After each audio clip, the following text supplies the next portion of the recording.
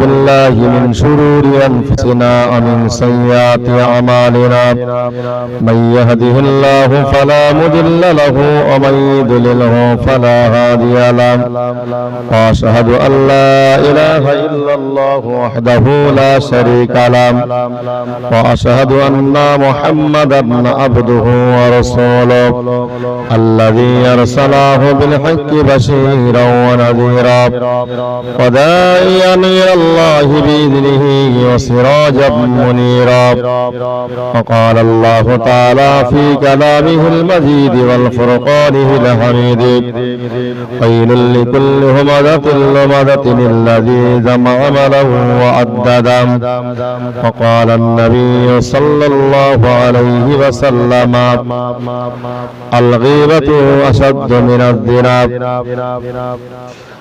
أو كما قال عليه الصلاة والسلام সর্বপ্রথমে প্রশংসা জ্ঞাপন করেছি সেই মহান আল্লাহর দরবারে যিনি বসার মতো তৌফিক দিয়েছেন। সকলে বলুন আলহামদুলিল্লাহ। দরুদ ও সালাম বিশ্ব নবীর দরবারে অসংখ্যবার দরুদ ও সালাম। সকলে বলুন সাল্লাল্লাহু আলাইহি ওয়াসাল্লাম। বক্তব্যের শুরুতে কোরআন শরীফ থেকে আমি ছোট্ট ছোট্ট দুটি আয়াত আমি তেলাওয়াত করেছি। মহান আল্লাহ আমাদের আমল করার তৌফিক দিন এবং শুনে আমল করার মতো তৌফিক আল্লাহ দান করুন। সকলে বলুন আল্লাহুম্মা আমিন।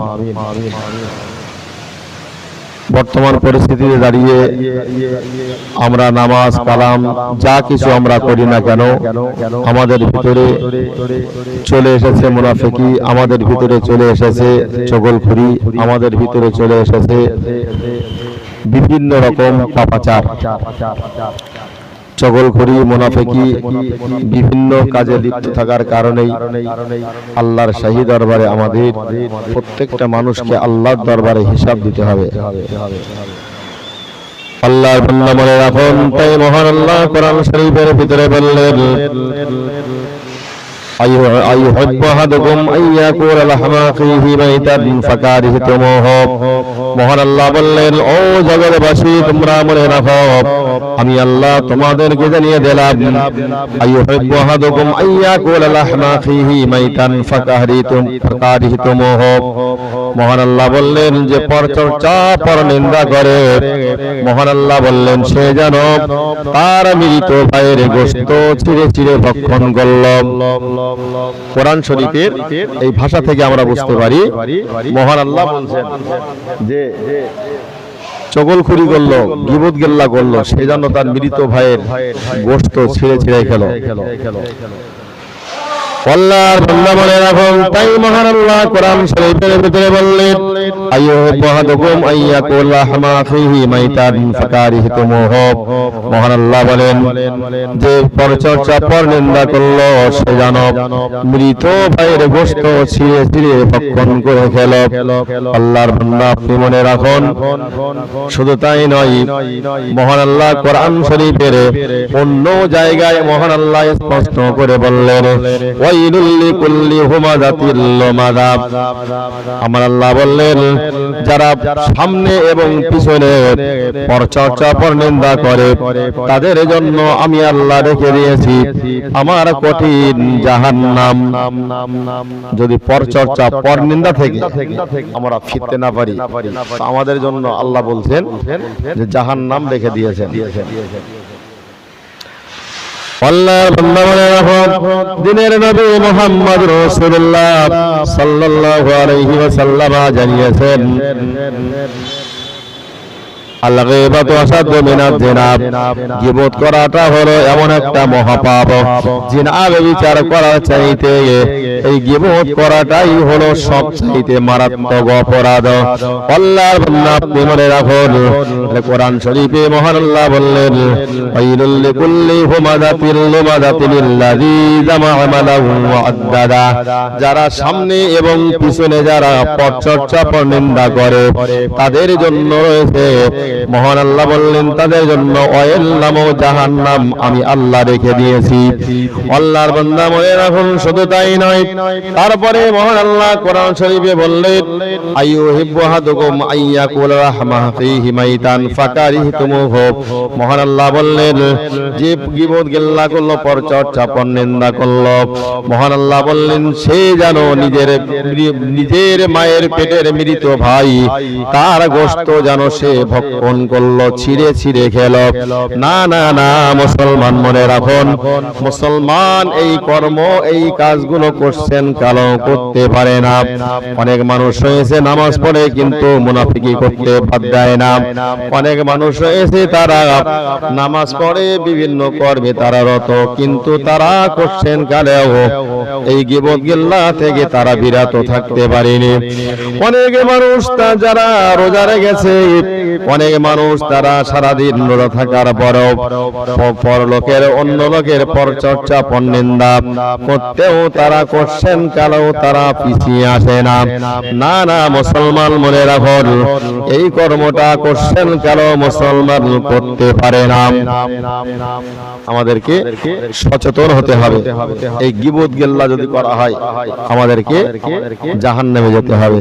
আর কঠিন সেই জাহান্নাম, এত কঠিন আযাব সেই দিন দেওয়া হবে, কোন মুসলমানের পক্ষে সহ্য করাটা সম্ভব নয়। আল্লাহর বান্দা মনে রাখুন, তাই মহান আল্লাহ কোরআন শরীফের ভিতরে বললেন এমন একটা জাহান্নামে তোমাদেরকে দেওয়া হবে, এমন একটা জাহান্নাম যে জাহান্নামে তোমাদের দেওয়ার পরে তোমরা মনে মনে ভাববে আমাদের এবার মনে হয় মৃত্যু হবে, কিন্তু না না মুসলমান মনে রাখুন, তাদের দ্বিতীয়বার কোনো মৃত্যু দেওয়া হবে না, দ্বিতীয়বার কোনো মৃত্যু তাদের হবে না। তাই আল্লাহ বললেন ওয়ায়াতিহিল মাউতু মিন কুল্লি মাকানি ওয়া মা হুয়া বিমাইয়িতিন। ওই জাহান্নামীরা তখন বলবে আমাদের মনে হয় এবার মৃত্যু হবে, কিন্তু আল্লাহ বলছেন না, তোমাদের দ্বিতীয়বার কখনো মৃত্যু দেওয়া হবে না। এই জাহান্নামে তোমাদের এমন করে করে শাস্তি আযাব দেওয়া হবে, ফাযুকু ফালান নাজিদাকুম ইল্লা আযাবা। আজকে তোমরা এই জাহান্নামের আস্বাদ তোমরা গ্রহণ করতে থাকো, ভোগ করতে থাকো, কেননা তোমরা পৃথিবীর জমিনে কোরআনকে তোমরা অমান্য করেছিলে, নবীর আদর্শগুলো তোমরা অমান্য করেছিলে। আজ তোমাদের এই কঠিন জাহান্নামে ভোগ করতে হবে।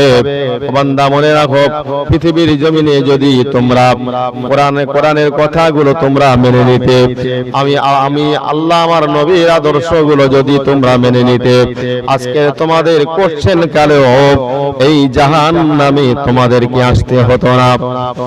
সেই জাহান্নাম থেকে বাঁচতে হলে আমাদেরকে কোরআনের কাছে আমাদের মাথা নত যদি আমরা করতে পারি, তো অবশ্যই আল্লাহর পক্ষ থেকে যা যা পুরস্কার পাওয়াটা সম্ভব। যারা বিভিন্ন রকম চগলখুরি মুনাফিকি পরচর্চা পরনিন্দায় মেতে আছে, এরা লাভ কিছু করতে পারে না, বরং তাদের ক্ষতি তারাই নিজেরাই টেনে নিয়ে আসে। আল্লাহর বান্দা মনে রাখো, কবরে সব চাইতে বেশি যাদের আযাব দেওয়া হয়েছে তারা হলো পরচর্চা পরনিন্দা মুনাফিকি করার কারণে।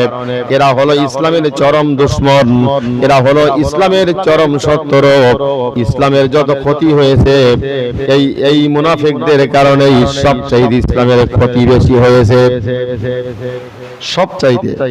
এই জন্য আমাদেরকে এই মুনাফিকি পরচর্চা পরনিন্দা থেকে আমাদেরকে হেফাজত হতে হবে।